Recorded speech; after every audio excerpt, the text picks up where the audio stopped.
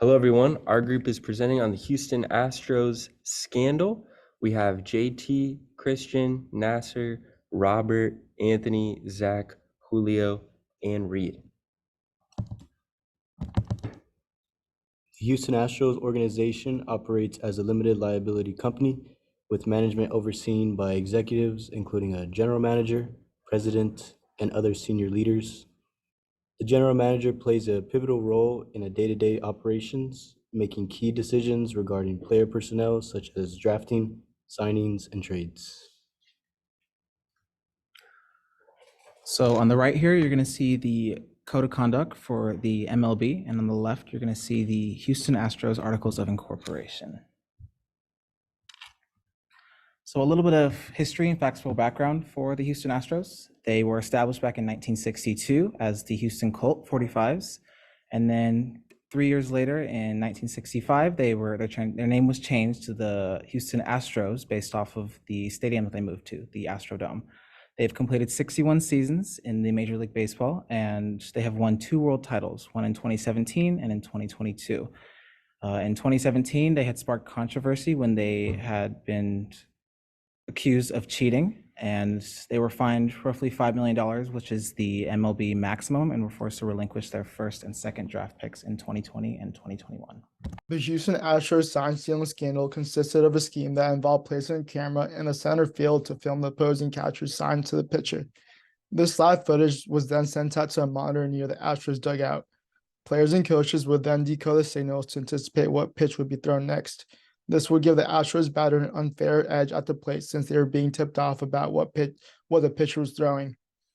In addition to the camera system, the Astros also used the infamous trash can bang technique.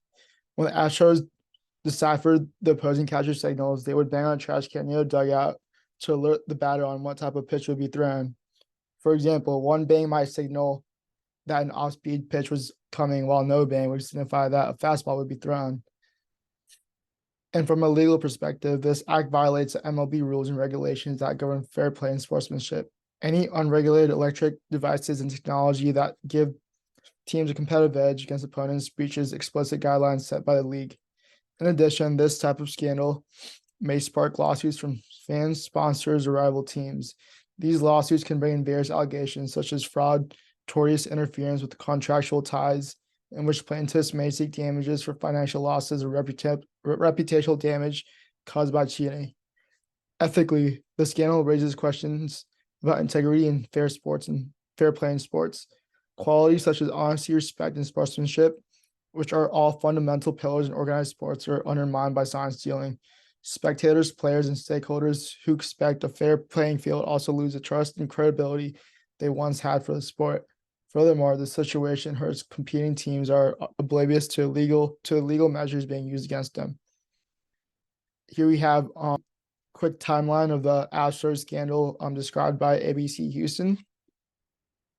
We want to go through and highlight some of the main points of how the report shows the Astros sign stealing scheme came about, because it is very detailed. We learned a lot from this report today. Sometime in the beginning of the 2017 season, Astros employees in the video replay review room started using the live game feed to steal signs.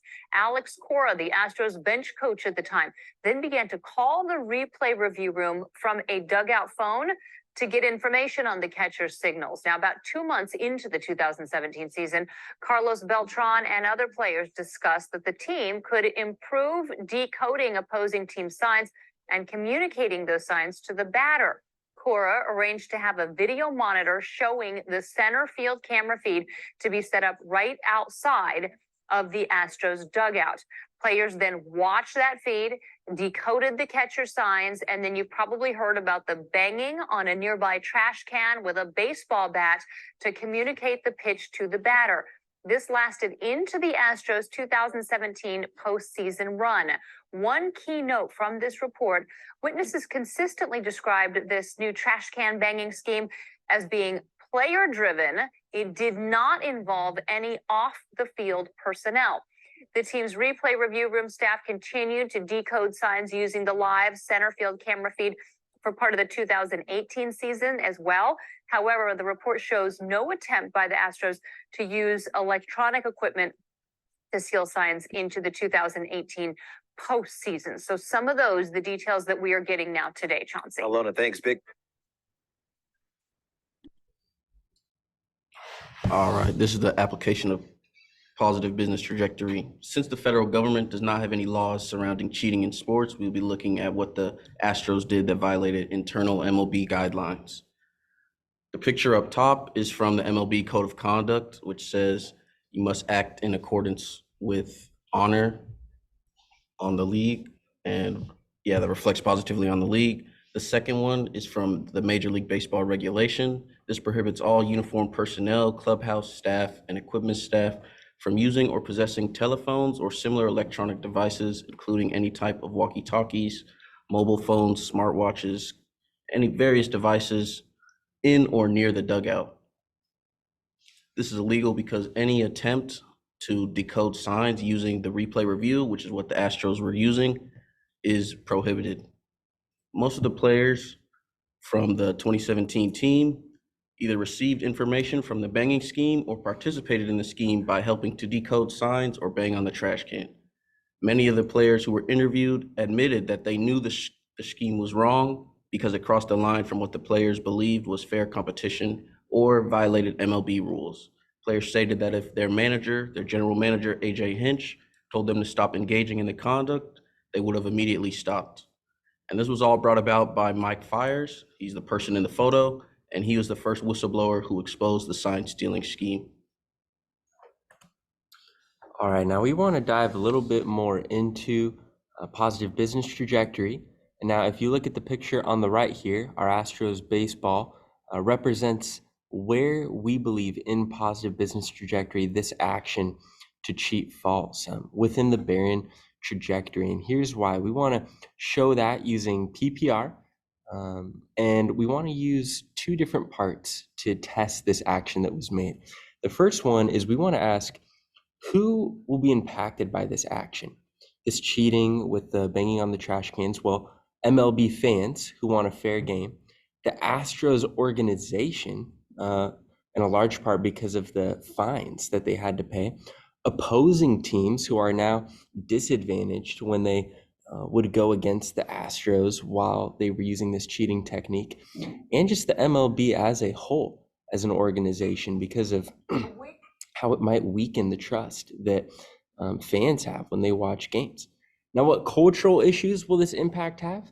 Well, cheating is not accepted within sports culture. There's not anyone who's going to say that cheating is something that's appreciated in the culture of competitive sports, especially on the professional level.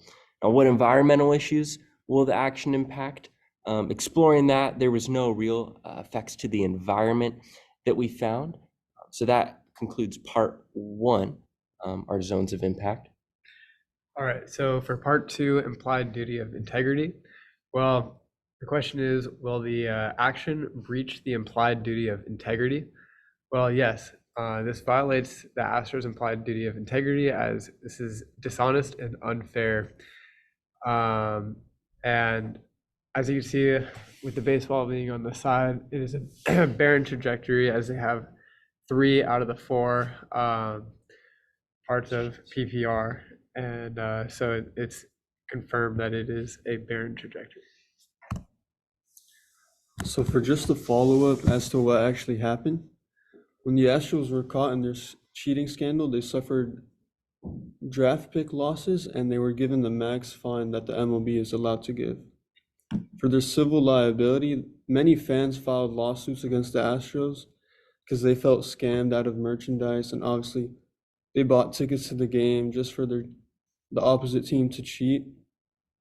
However, many of these lawsuits were eventually dismissed and thrown out of court. For the specific consequences the Astros faced, they were fined $5 million, and they were forced to give up their first and second round draft pick in 2020 and 2021. The commissioner of the MLB gave the general manager of the Astros a suspension for the 2020 season and threatened him to put him on the permanently ineligible list if he violated any more rules. AJ Hinch, who was another manager of the Astros, was given a suspension identical to Jeff Luhnow. And if he violated any more rules in the future, he would also be permanently ineligible. That concludes our presentation about the Astros scandal. Thank you so much.